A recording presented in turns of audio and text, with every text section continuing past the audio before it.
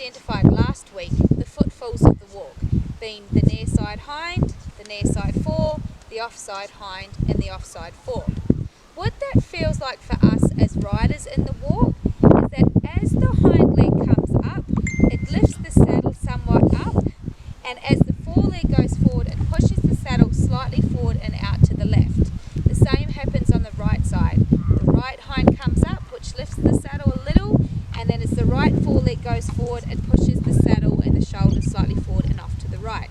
So for our hips, it has a very distinct left, right feeling happening. And in between each forward movement, there's a slight backwards movement with our hips. So it goes left forward, and then back, and then right forward, and then back, and then left forward and back. Now the interesting part also to notice that as our hips go back, that's actually the same time as our horse's head goes slightly forward in the bob.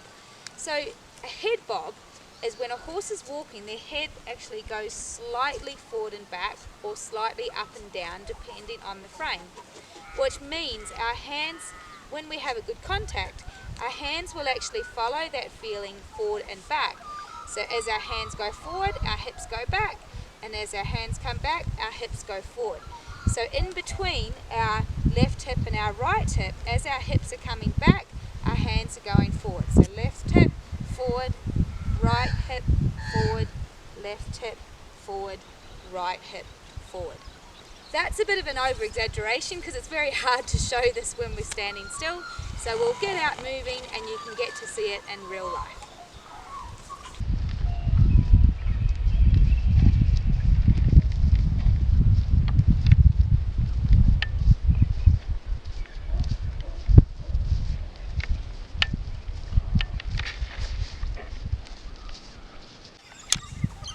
So another thing to notice when you're watching the video of Swish walking is the timing of the hind leg hitting the ground. So as I mentioned earlier, in one beat, as my hands are furthest forward, my hips are furthest back, and her nose is furthest forward. In that same beat is also the same time that an individual hind leg is hitting the ground. So hence you will feel your hand going forward, your hips coming back, as a hind leg hits the ground, and then the same thing will happen again in the next with the next hind leg hitting the ground.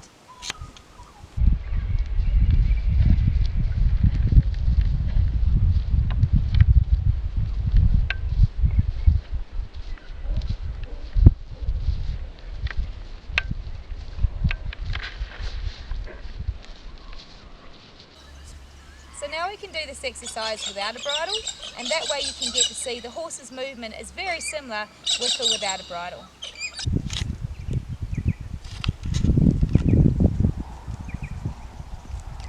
So take note of her head, and notice when her head goes down on the bob, at the same time as a hind leg is hitting the ground.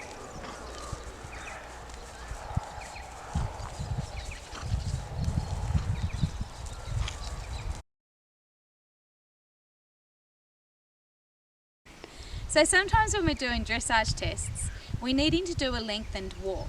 And one of the most important things that our horses understand is that they actually need to lengthen the stride of the walk rather than go faster and change gaits up into the trot. So the secret of that is knowing or being aware of how much these hips move left and right, and we can use that to our advantage.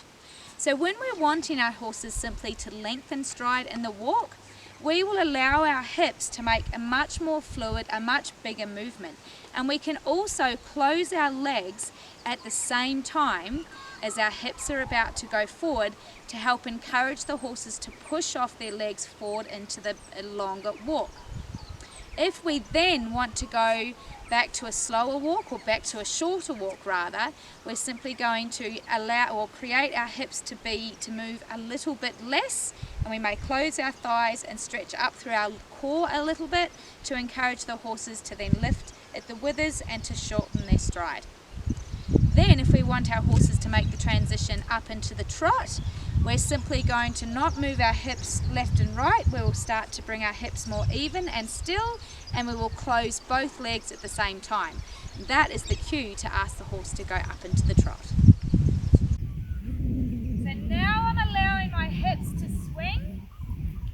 lot with the more active walk, and then I will lessen the swing to make the walk shorter, and then create more swing for the bigger walk, and then less swing for the shorter walk. And then when I want to go into trot, I just no swing and I close my legs.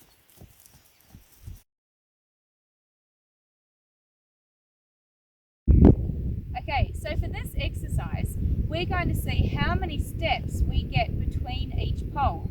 So for a walk, I tend to make the poles quite close, perhaps 4 or 5 meters. Maybe for the trot, you can extend them out a lot further to say 10 or 12 steps, and for the canter, you might want to go as far as say 30 or 40 steps. It doesn't matter.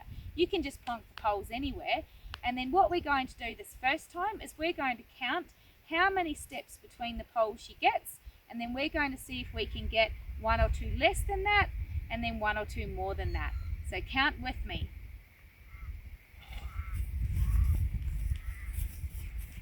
1, 2, 3, 4, 5. So she got 5 steps in there. Now I'll make the walk bigger and see if we can get 4 steps in there. 1, 2, 3, 4. Hey, we got our 4. And now we'll see if I can make the walk shorter and get 6 steps in there.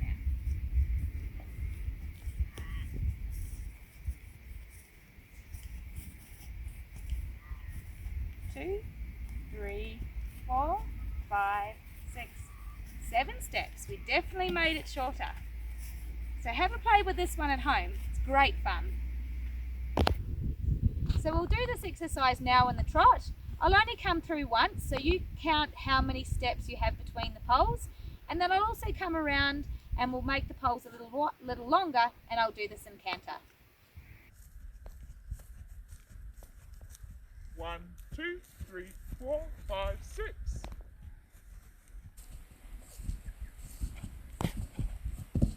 One, two, three.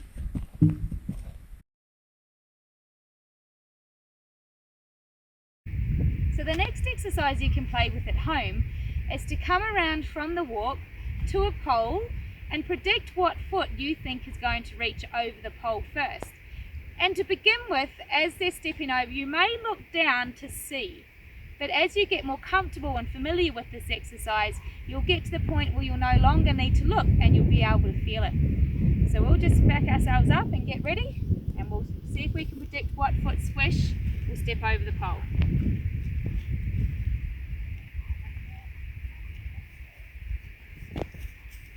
So that was her right foot and left foot. So as you're getting close to it, you'll start to feel what foot you think is going to reach for the pole, and then you can look down if you need to and see if you got it right. It's good fun, this exercise.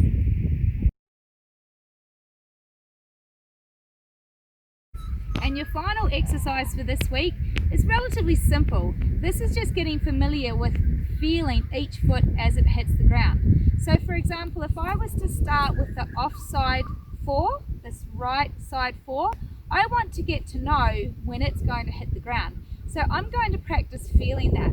So I'll take a few steps forward and see if I can say now every time the outside front foot hits the ground.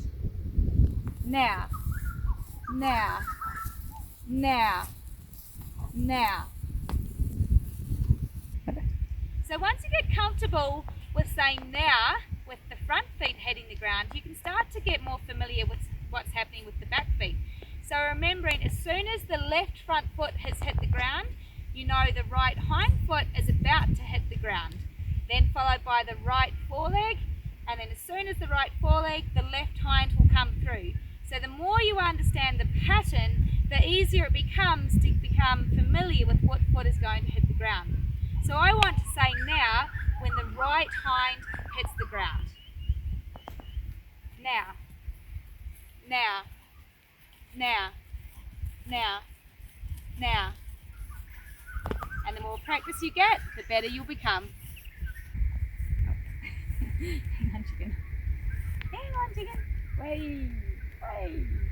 There you go. Alright. So hopefully that will give you a few fun things to play with. If you're wondering why it's so important to understand these concepts, I have a saying that we don't have the right to influence a horse until we're in rhythm with him. What that means is we need to be able to feel what's happening with the body naturally, and then we can start to encourage the horse's legs or their bodies to move in slightly different ways. Because it's a little bit confusing for the horse if we're wanting a right foreleg to step across, for example, to go sideways, and we're asking with our aids just as the horse has put the foot on the ground and they can't actually move it across. So it's really important that our timing is good. And our timing can only be good when we really understand what is happening with the horse's legs and their body and how that feels for us. So thanks again for checking in for the Horsewyse Education Program, and we're going to get started on week 3 very shortly, so I can't wait to see you there. Until then, have fun!